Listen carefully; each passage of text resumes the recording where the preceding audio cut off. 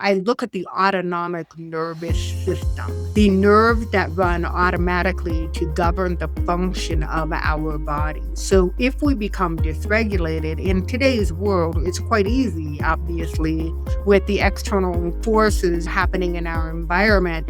So what that means for people is that they are not energetically fully embodied within their physical human home. And dysregulation can show up as depression, anxiety, shallow breathing, rapid heart rate, muscle tension, contraction, excessive fatigue, overwhelm. What kind of system do we need in order to become aligned? The perceived and experience of safety within our physical home. Energetically, that means connecting with the earth energy, having a intimate and deeply rooted in connection with Mother Earth, having that two-way exchange of energy that we can release back down to Mother Earth to where she can then recycle and do her magic. Take the time to listen, because if given the opportunity and if you ask the right questions, your body will communicate a tremendous amount of information to you.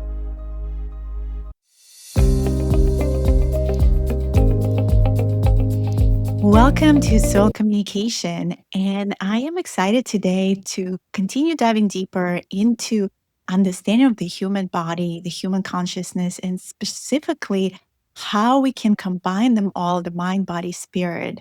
And today I have a wonderful guest. She is wealth of experience, a self-employed medical intuitive and chiropractor. Dr. Mary Sanders is deeply committed to guiding individuals on their journey of personal transformation. She focuses on helping people cultivate thriving health, happiness, and purpose through powerful tools of energy medicine, spiritual embodiment, and meditation. Welcome, Dr. Sanders.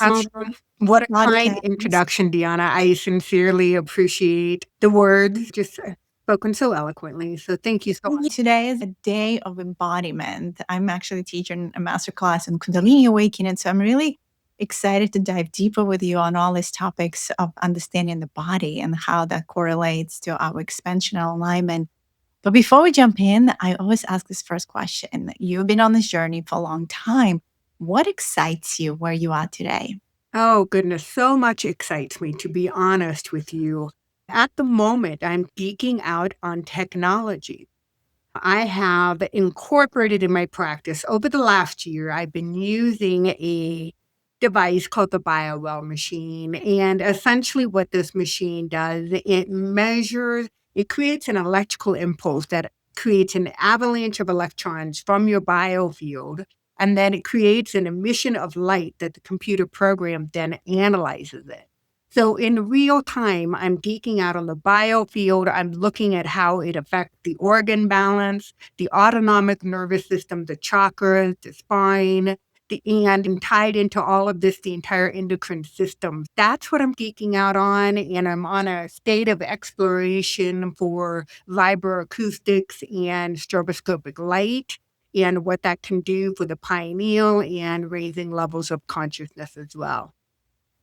That's exciting. I love technologies, anything to do with quantum, and we geek out here with Biofield as well, and figuring out how to measure quantum with Biofield, because there's not many machines out there that actually can measure the subtle energy and how the chakras align. So tell me more, how did you get into this whole, I know you're a chiropractor, but to become a medical intuitive, what was your journey like to learn about this? To be honest, I would love to be able to say that I was in control of this journey, but I was not. And the journey was not linear. It was anything but linear. So in order to answer that question, it really stemmed from some early childhood experiences that I had. And for you and the listeners, I want to share that I am hearing impaired, and my hearing capacity is half of what the normal hearing person hears. And so I went undiagnosed until the age of 3. And so let's just say that the first 3 years of my life were very exploratory. I was trying to figure out how to assimilate information, not only with my traditional 5 senses, but really extrapolating information from all the senses. So my ability to be able to receive and perceive information was heightened at a very young age. Now, cognitively, I did not know what I was doing, but now that I'm looking back at it, I could see that I was living in that domain somewhere between the physical plane and the spiritual plane, trying to assimilate how I'm going to find my place in this world. And it just happened that I started to develop clairsentience at a very young age. Didn't know that's what it was called, but essentially, as a small person, I was just feeling my way through the world. Now, fast forward, I chose to desensitize my system in order to be mainstreamed with this normal family in the Midwest. I was the youngest of three. I loved my parents, I loved my sisters, and I wanted to fit in. So I contractually decided to desensitize some of my awareness in order to fit in. And even though I made that contract energetically, I still would get spontaneous information as I was going through my adolescence and young adulthood. And then, as fate has it, I was led into a profession in which I use my hands. I intuitively knew that feeling from my hands and clairsentience was a strength of mine. And then, lo and behold, after I finished my undergraduate degree in chemistry and zoology, I ended up being in chiropractic school 3 days later. And I was invited for the first time to share what I was feeling, and that was going to be an asset in this profession. And how it all came into the beginning of fruition, showing up professionally.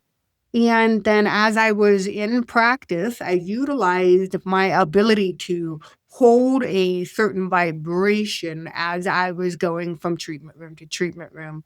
And it was something that I did very innately. It was very instinctual for me. And I knew that from a healing level, that if there was a vibration higher that the patient could access and that I was holding space for, then that's the space in which healing was transmitted. And so then after being in practice for about 23 years, my husband and I decided to move internationally. So we left Colorado Springs and moved to Ho Chi Minh City, Vietnam. And it was at that time as an adult that I had space and time to reflect upon how I was showing up in this world, what were my innate strengths and how was I utilizing them and what more did I need to learn. And so when we moved to Ho Chi Minh City, I ran away to Bali, Indonesia for a month. And that was to complete my yoga teacher's training certification. But something happened. Instead of I have been a yoga practitioner since the age of 21. But when I was at my training, I fell more in love with the benefits of meditation. And so then I came back to Vietnam and decided that there were some really magical things that were starting to happen for me, that like a gate had been opened, that I had to go and study this neuroscience and the physiology of what happens to the brain when you meditate. And that's what prompted me to further my education in positive psychology. And I studied underneath Dr. Taubin Shahar, and he provided some insights and some better awareness. Even though I was experientially understanding what was happening, I understood now scientifically what was happening within the brain during meditation.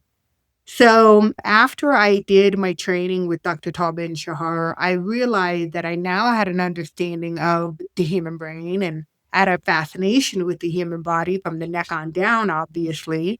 But I've always known that there was an invisible field of energy that surrounded us. And that's what prompted me to attend the Academy of Intuition Medicine in Sausalito with Dr. Francesca McCartney.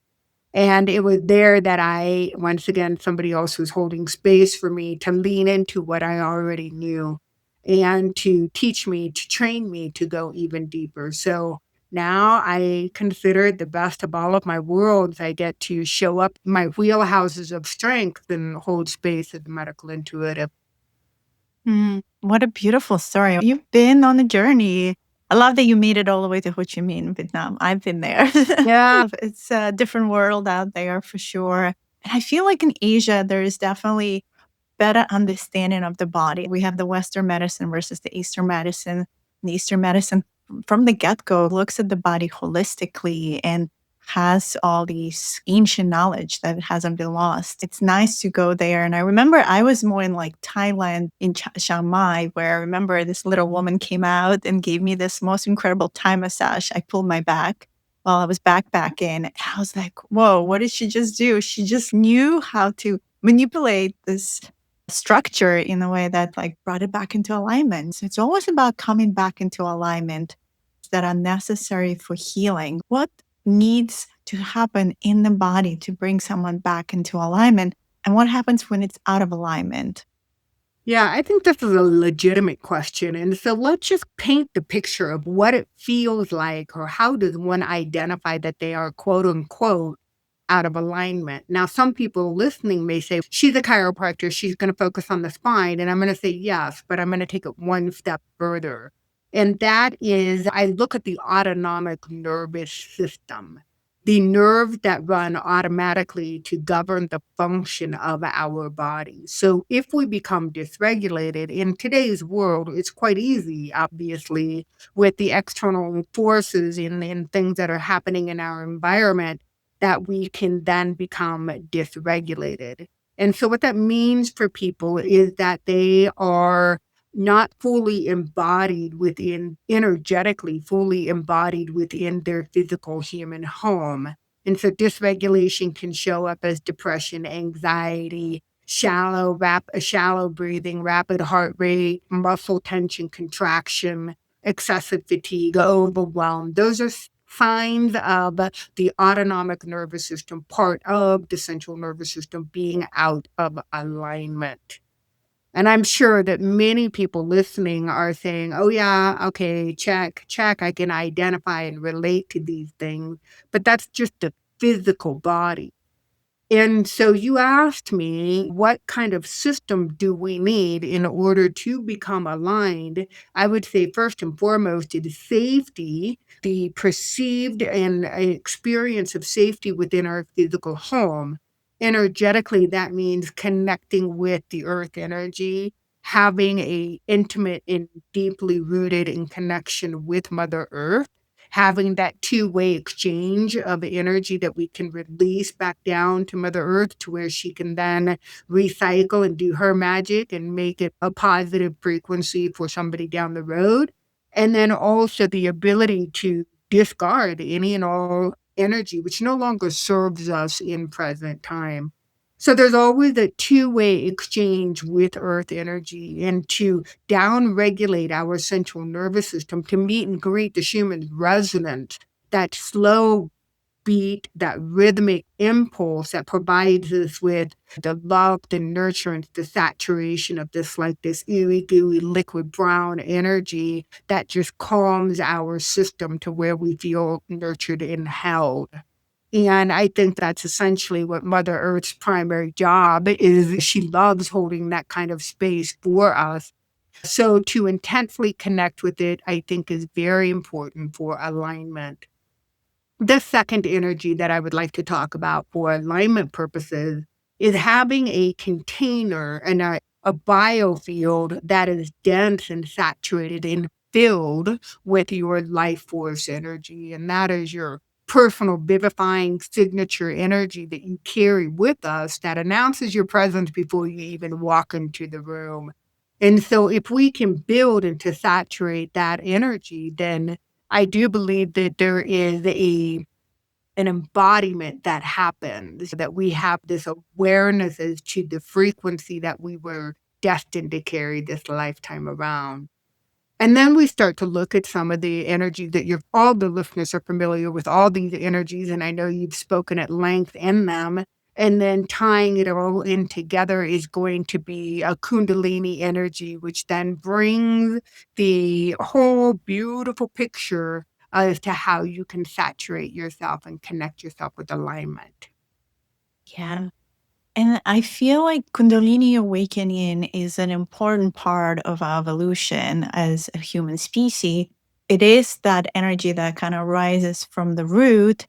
It's the feminine energy, the Shakti, as they call it, meeting the Shiva, the crown, right? So we do open up our crown to all these channeling abilities, all these quantum gifts, as I call them, that we have Many people I know get really stuck more in the survival in the bottom chakras, and they're not able to reach the fourth density consciousness of the heart. Maybe from your perspective as a medical intuitive, and I know you understand the chakra system really well, and obviously it's on the body, also off the body.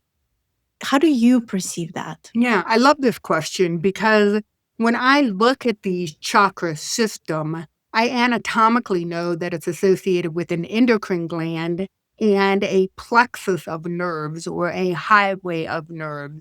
And so when you say people get stuck in their lower three energy centers, stuck in that physical body, stuck within the sacral plexus, the lumbar plexus, and the enteric plexus. Those are the three nerve highways in which correspond to those three lower energy centers. Also, from an endocrine perspective, will be the adrenal system, the ovaries and the testes, and then also the pancreas. And so when we are trying to metabolize, again, I'm going to use a physiological term, but energetically it comes into play too. When we're trying to metabolize these energies, it can become challenging for people if there isn't a misalignment. Okay. Now, I will talk about the skeletal alignment of the spine because it affects the nerve roots that exit that control those organs. And in each of those organs, you're going to have a branch. You're going to have a branch of the autonomic nervous system. You're going to have sympathetic nerve fibers and also parasympathetic. And so the dysregulation that I spoke about earlier is that it's super confusing for the chemistry of the body and the neurology of the body and the energetics of the body. If you don't know if you're sending a signal to an organ saying speed up or slow down, and in a given minute, any given moment, you can be sending those mixed messages firing at the same time. And so, in order to ascend, in my opinion, in order to ascend into the heart space, that beautiful bridge between the physical and the energetic, you have to ascend through the Kundalini, right? Moving up, rising through the various different energies. And then to get into the heart space, that's a whole nother beautiful nerve plexus within its own. But there's a lot of balancing that had to occur below the heart in order to ascend through that bridge into the 5, 6, and 7 and beyond. And so I think in today's society, we're not supported. We're not supported to have that kind of alignment, that have that kind of balance, have that chemical homeostasis that we look for and strive for. So if someone is, let's say, not completely in the beginning of their spiritual journey, they're already on their way, they're meditating, they're doing maybe some level of breath work, or at least their awareness is speaking, what can, because you were saying this world is not supportive of this expansion, but believe some practices, some things we can still do to support those lower chakras to step into this fourth dimensional consciousness of the heart, because that's really when we move into the fourth density. Anything they can do, maybe physiologically, psychologically. This is a complex question. Okay. I wish that it was a simple answer. And I'm all for, I believe that every single one of us listening and that are together today, I know with the trillions of the cells within my body, we have the innate ability to find this balance. And it is something that comes with a conscious choice to say yes. Okay. I know that. And I also know a lot of people, as I've been on this journey for a while, who say yes to meditation, yes to breath work, yes to movement, yes to good nutrients, yes to energetic hygiene, yes, and they still struggle with that regulation. And this is what has flipped my switch to say, wow, maybe technology can and does and is beginning to offer more support in the regulation when somebody has that practice, that foundation. It's a tool to add if one chooses to do so. And I think that it's a beautiful time to be alive when we're really tapping into these various different layers of consciousness and what technology has to offer to this realm. I agree with you. The technology is very supportive. I know, for instance, I run Kundalini activation workshops in person, and I set up my quantum generator tools that we have our own homemade ones that all meant to support the space. So then what I'm observing is, and I wear this special belt that is quantum as well. And so it's interacting with me because everything entangled. It creates that energetic container for others. And I see how they drop into parasympathetic system and surrender much deeper and quicker. So then their experience, their breath work, their kundalini activating as I'm supporting them is much more not intense, but much more productive in some ways. They're actually able to release the worry and really go into experience itself. So I do see the technology is a component of it, but of course it's in combination with the technology being our body, of course, doing the practice together with the technology, knowing what it's what. Mhm. And the quantum, I do believe, is the future. So I'm very much supportive of that. So I would like to shift gears and ask you a question because this is actually a personal question.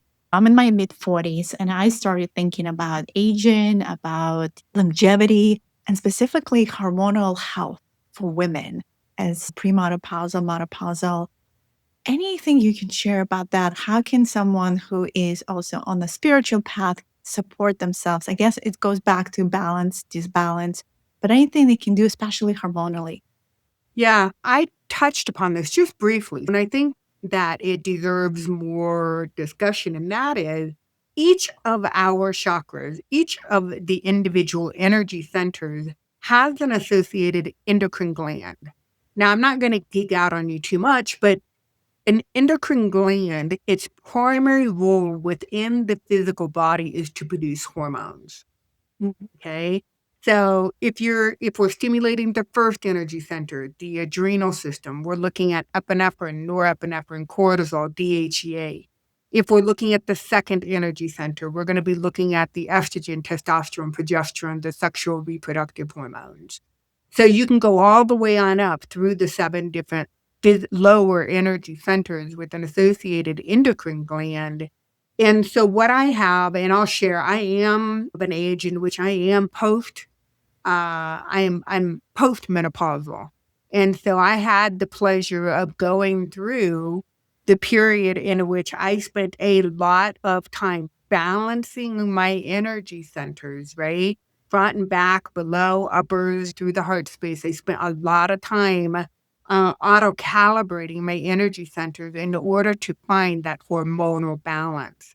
Now, this wasn't just a one thing. One day I do one thing. It was every day I was balancing my energy centers to accommodate for what was happening energetically and hormonally for me that day. Okay.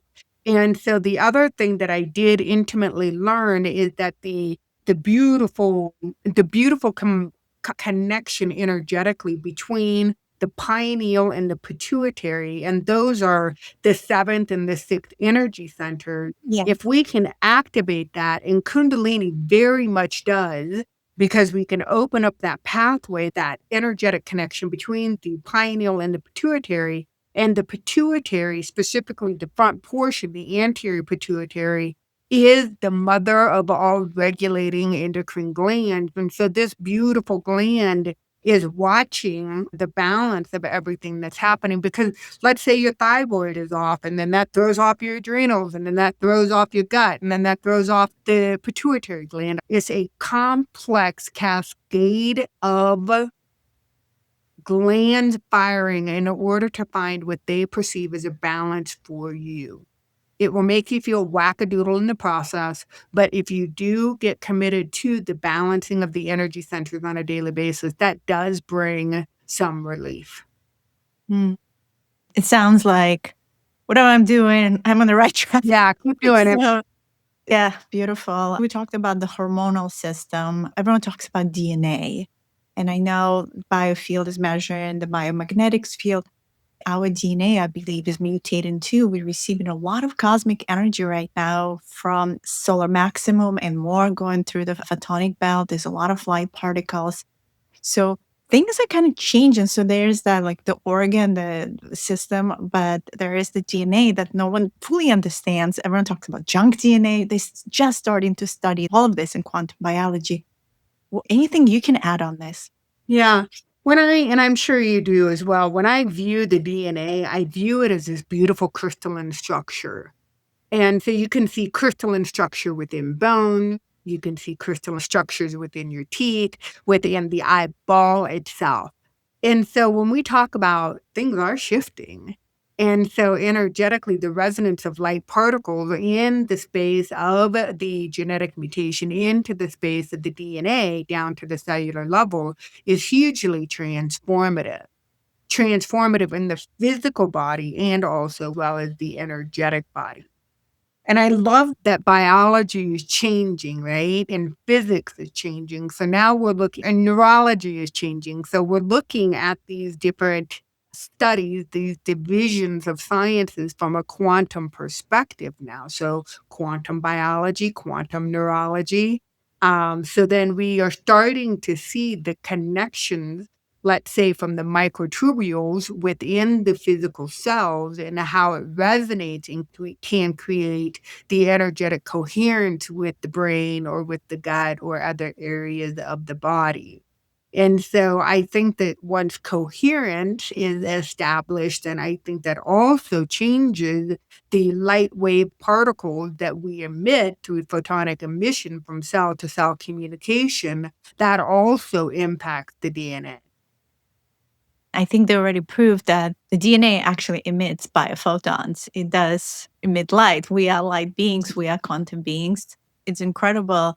And I know everyone talks about us moving from carbon based to crystalline based. So the more capacity for light that we can hold in our system, the more stable, I think you mentioned that in the beginning, a biofield is, and our toroidal field is activated, the more we become one with this cosmic energy. Mhm. I see people becoming more regulated. We started a conversation talking about what does it mean to be in alignment. The majority of us are dysregulated from a neurological perspective. So if you think about creating that coherence and getting more balance and becoming more radiant and more healthy and more vibrant and more alive and more purpose driven, soul aligned, I think that's the energetic piece of the physiological balance or neurological Yeah. balance.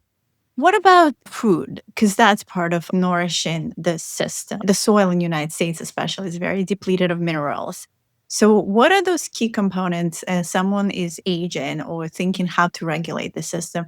How can they change their diet or specific supplements they should really focus on to help with their regulation? I do believe in nutraceuticals. Okay, that's the first thing that I am going to say. We get a fraction of the amount of nutrients compared to what our parents even got from oil.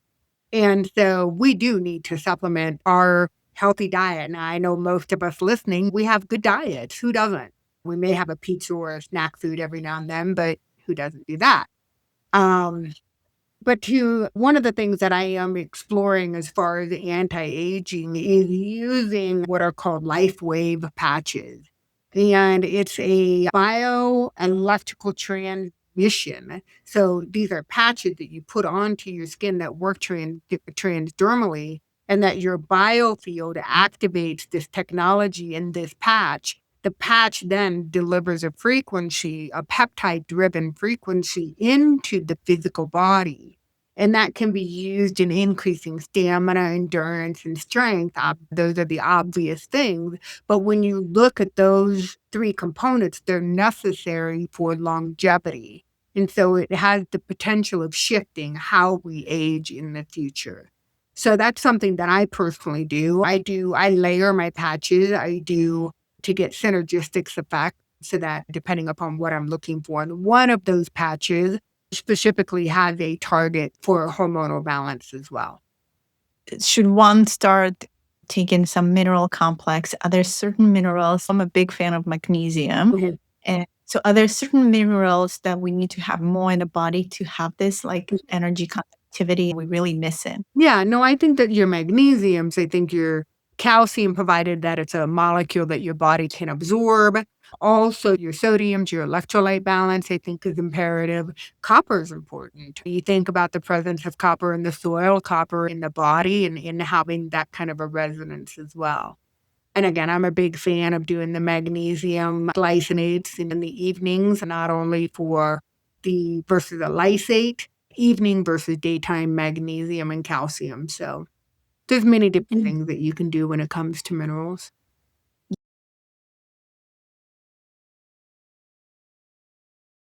Definitely things that we have to supplement because we Yeah. just don't know enough. And then it comes together with all the other things that we do. As we talked about the chakras and the different systems, I really like how you said, even with the hormonal balancing, like doing a daily practice of sorts, or scanning your system on a daily basis to see where you are. Is there something you can suggest for the listeners? The one thing that I would like to have a conversation about, because we alluded to this earlier, talking about safety in the autonomic nervous system, Mhm. how to regulate and to balance the organs, interference with sympathetic and parasympathetic. I do want to advocate breath work as a powerful tool, but specifically some polyvagal exercises that is designed to help support and to downshift and to downregulate the autonomic nervous system to lean more into parasympathetics. And that can promote and facilitate deeper healing and transformation. And what kind of exercises are those? If you just to summarize what that looks like. Oh, goodness. Many of them are breath exercises. There Mhm. has been a foundation correlation with Kundalini breath work and in some of the polyvagal exercises. But I've got a couple of favorites I'm happy to share with the audience. My first one is simple, and if you were sitting looking at the computer or looking at the TV or looking straight ahead, and consider rotating your head from side to side, just meaning looking over your left shoulder and then looking over your right shoulder, you innately will discover that one side is tighter than the other. And there are many different reasons why that could be, but one of them could be the innervation of the vagal branch on that side. And so essentially what you can do, let's say I'm turning my head to the left and I notice some tightness, then what I can do is bring my head back into midline and take and deviate my eyes as far over my left shoulder without rotating my head. So my nose stays in the same direction, and you're deviating and pulling the ocular muscles and the ligaments, which then in turn will stimulate the suprachiasmatic nucleus, which will then stimulate and trigger a ganglia that's associated with the vagus nerve. You hold that position until you get a sigh or that you get a release or maybe even a motion surfaces. That's one exercise that you can do as well. Mm. That's helpful. I feel we do hold a lot of tension in the neck and the shoulders. I'm noticing when I work with my clients, there's also these densities in certain areas of the body. I just mentioned in the shoulders, the neck, like there's certain areas in the body, the lower back, where people hold energy more than other places. Yeah. From your perspective as like a chiropractor, why do you think that happens? There's certain aggregates of energy. I tie it all back into the vagus nerve, quite honestly. The vagus nerve is the 10th cranial nerve. It's a wandering nerve. It's the longest nerve, longest cranial nerve, second longest nerve within the physical body, second to the sciatic nerve. But to make a long story short, the vagus nerve innervates almost all the organs, all the tissues, probably with the exception of the descending last one third of the descending colon. It's everywhere. It wanders throughout your entire physical body. So when I see somebody who is dysregulated, there's that word again. They're tense, they can't necessarily get on top of their breath. They might be experiencing some anxiety. I work the upper trap fibers, those fibers on top of the shoulders. There is a reflex that I can work to release that. And then I come down to the pelvis, like you said. You see it in your practice as well. The people carry that energy in their upper traps, their shoulders, or they carry it in their low back. If it happens to be within the low back, I do a lot of really gentle sacral rocking, and that helps to work the dura of the central nervous system and also will calm the tissues and fire the vagus nerve as well. Yes. Why do I think that is? I think that we live in an environment that is dysregulated, and I think that we need assistance in removing those interferences.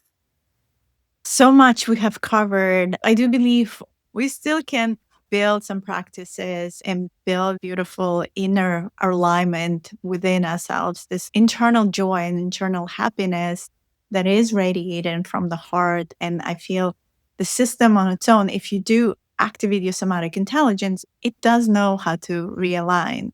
For someone like me, when I go to bed, even if I had a hard day, because my somatic is activated, I go into these shakes and tremblings and I feel how my system is doing it on its own. It already knows what to do. And I just need to surrender and allow it to do what it needs to do. So I think we just need to tune into the system more and trust it. Yeah, I agree with you. We all have the capacity. Absolutely. The innate intelligence that governs all of us is wow, just when I think I have it figured out, I realize I don't. So the human body, I've been working with it now over 35 years, never ceases to amaze me. The first ticket is just the awareness. If you can sense when you're tight, you're tensed or contracted or dysregulated, or that your body is telling you that something is off, then if you can respond to that awareness, I think that's a huge step in the right direction. Dance it off, shake it off, move it off, however you do it. Yeah, I like that. It's like this resistance that gets created in contraction, and we need to expand it but also pay attention to this injury. So things are coming up in the body. So I call it the turtle medicine. Sometimes it's meant to slow us down. It's like this energy that we haven't addressed that started maybe as an emotion or a thought that percolates and then eventually shows up as a physical symptom. So when that happens to me, I'm like, okay, what is it connected to? What am I not paying attention to? And what's the message there? My whole awakening journey, Mary, has been all through my body. So I definitely think it's incredible. Like you, I'm in awe all the time of how this vehicle operates and still learning as well. And how we also quantumly talk about Biofield, back to that, how we quantumly entangle to each other. Like I meet clients from all over the world, and I'm sure you do too. You can run from a distance. So talk a little more about that, the quantum entanglement, even of technology, and how do you help people? Goodness. Wow. Okay. So that's a legitimate question. I see myself as a person that holds space, as a facilitator. The person that does the healing is the individual themselves. And so the frequency, the entrainment that we create together is conducive for that to happen. And so remotely, energy is not bound by time nor space. We can have that discussion for another time, but that is the foundation of being able to hold a frequency. It's a group of people or two people or a collective can all dial into a same radio station for a desired effect. If we set the intention to for healing when we embark, which I always do, when I'm working one-on-one with patients, we set the intention to serve the other person to their highest good at all times and to be of service. And then I sit back and move away from the analytical brain and allow my clairsentience and my psychometry and my direct knowing and my clairvoyance to come online. And then my job is to sense and say the information that comes up that's pertinent to the other person in present time for their healing journey. And we follow the spirit guidance, and that's how it happens. It's nothing shy of something miraculous, but it is a sincere honor to hold space for somebody in that exploratory phase. Beautiful. How can someone find you if they want to work with you? What's the best way to connect with you? Yeah, thank you for asking. My website is a living, breathing organism. And if you can find me at www.drmarysanders.com, just my name, Dr. Mary Sanders. And on that, I have all my latest podcast release. I have my upcoming classes. I have my one-on-one services.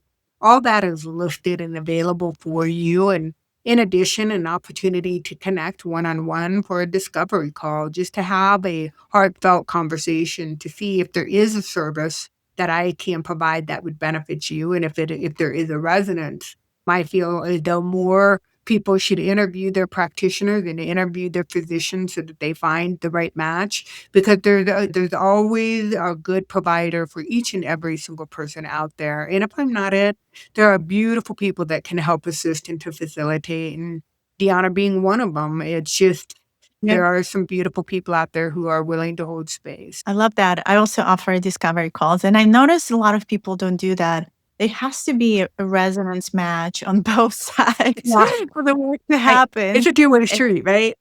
you agreed. And I talked to my sister. I wanted to share this, who is still in a transitional setting, a neurologist, and she just came out of maternity. And she was telling me after taking this break from doing practice, being back in the room, how she does feel. And she's very super empathic and very connected herself, how she feels rushed in the traditional type of setting where you really don't have that much time with your patient. You have maybe 5 minutes for that one-on-one connection, and then it's like you have to go right away into diagnosis or whatever you have to do.